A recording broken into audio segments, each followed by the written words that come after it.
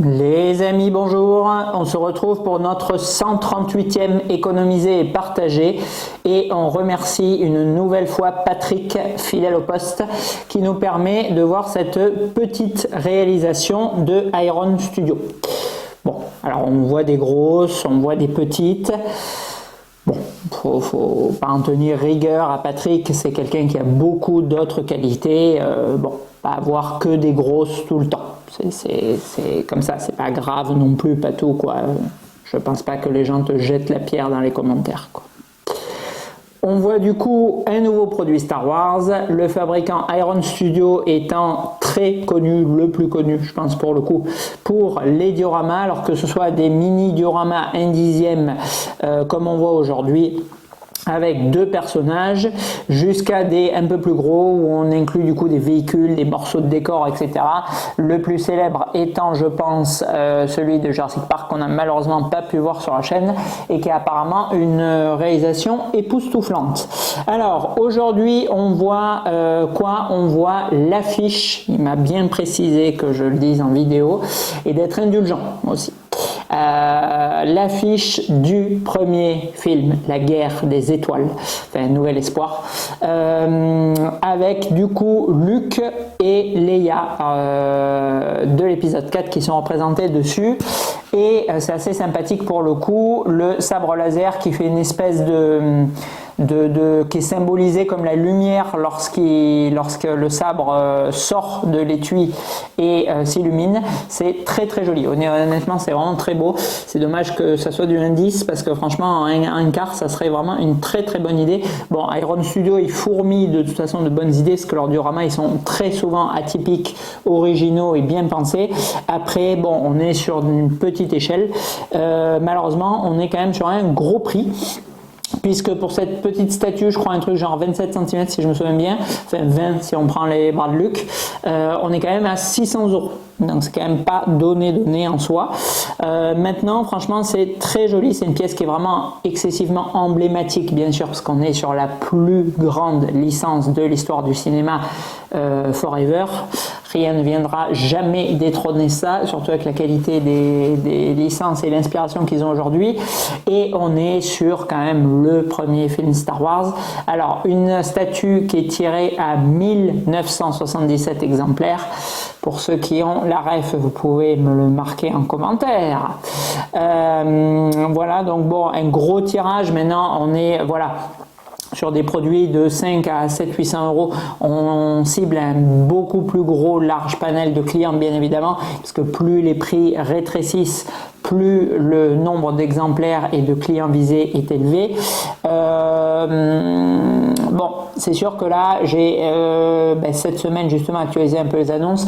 On peut avoir quand même, alors pas avec cette qualité et pas avec des licences aussi bankable et encore moins avec des dioramas avec deux personnages, mais j'ai posté, je crois, cette semaine des produits un quart, que ce soit du Hollywood, que ce soit du Blitzway, que ce soit du Queen Studio, et on est un petit peu plus cher, 600-700 € je crois, un truc du style. Donc bon, c'est vrai qu'on peut avoir des statues beaucoup plus grandes pour ce prix. Après, on est quand même dans le moins mythique, le moins original et peut-être le moins bien fait aussi, parce que c'est pas parce que c'est petit que c'est mal fait, on va le voir tout de suite. Alors, on a quoi? On a une base circulaire qui revient du coup sur beaucoup de personnages Star Wars et aussi sur les produits Tsume ou KD Collectibles qui utilisent ce genre de base pour les DBZ, avec un système de roche qui est plus ou moins typé effet peinture comics et non ultra réaliste. Donc là, encore une fois, on pourrait retrouver tout à fait ce type de roche sur du comics ou du manga. Et on a du coup deux personnages, Leia Organa en face, en front là, en première position, pardon, avec franchement que ça soit les ombrages sur le drapé, que ça soit même l'effet peau qui est semi-translucide, bon, après la résine est extrêmement fine, ou que ça soit le méchage des cheveux, c'est quand même assez bien fichu. En termes de ressemblance,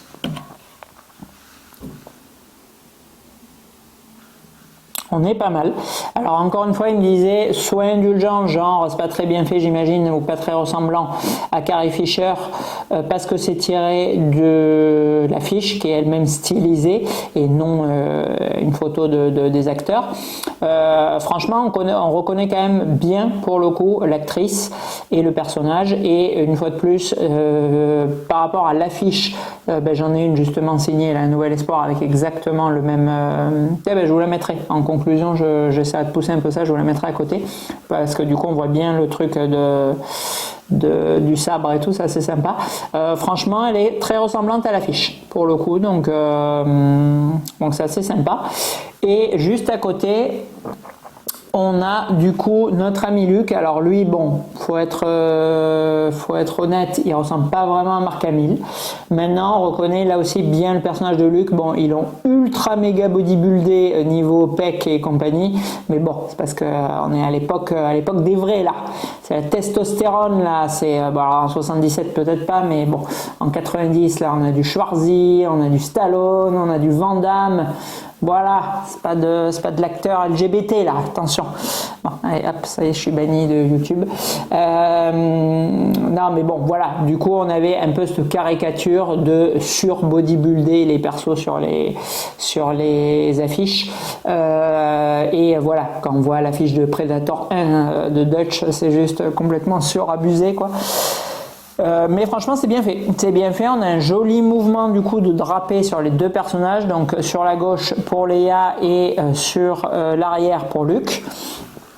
Le personnage du coup qui est un peu posé du coup sur le rocher, c'est assez sympathique aussi, et encore une fois cet effet de sabre en train de sortir où il y a un éclair un peu qui se mêle aussi, sauce hashtag Highlander. Franchement c'est assez sympa. Après c'est sûr que j'ai quand même beaucoup de mal, on va le voir en conclusion, avec le tarot pour la taille. C'est franchement ça picote très sérieusement. Alors, en rendu global, très compliqué de noter parce que c'est sûr qu'on est grosso modo sur une statue qui fait la taille d'une bande Presto ou d'une Marvel Gallery, du Diamond Select pour ceux qui connaissent, et c'est des figurines qui valent 50 €. Donc oui, on n'est pas limité, oui, on n'a pas cette qualité de peinture, oui, on n'est pas en résine et compagnie, mais c'est sûr que 50 versus 600, bon, la pilule est quand même un peu compliquée à avaler. Si je me fixe sur les qualités objectives et que je ne prends pas en compte la taille du produit, je mettrai 12/20 en réalisation à cette statue. Maintenant, le rendu global, il est quand même pour moi intrinsèque à la taille. C'est-à-dire que c'est pas possible de dire qu'on est, enfin en tout cas me concernant, sûrement un énorme problème de taille, mais c'est pas possible de dire je suis aussi subjugué sur une statue qui fait 25 cm que sur une qui fait 1 mètre. Donc je vous dis ça parce qu'on va prochainement en vidéo en voir une qui fait plus d'1 mètre. Donc donc me concernant, en rendu global 8/20. Je suis vraiment désolé, mais c'est très joli, j'ai le nez collé dessus pour le coup, en même temps là j'ai pas le choix. Donc la réalisation elle est belle, mais le rendu, voilà, c'est un petit objet de déco et vraiment j'ai le prix qui me revient, et bon, même s'il n'est pas censé interférer dans la note rendu global, je ne suis en aucun cas impressionné par une statue de ce taille, aussi bien réalisée soit-elle. En rapport qualité-prix, c'est pareil, 8/20. Là, on a des statues 1/4 pour ce budget. On a même sur le marché de l'occasion des fois des statues 1/3 pour ce budget, c'est-à-dire des statues de 1 mètre, j'exagère, mais 70-80 cm pour ce prix. Je crois que j'ai en face de moi ma drone. Je sais plus combien je l'ai payé, je dois le dire dans la vidéo, mais je crois que c'est à peine plus cher, et la truc elle fait 70 cm quoi. Donc 8/20 en rapport qualité-prix, je trouve que c'est très cher. Franchement, ça, on est sur de la résine, c'est limité, c'est ultra méga mythique comme licence et comme pose. C'est génial l'idée de faire l'affiche, mais ça devrait valoir 250 balles quoi.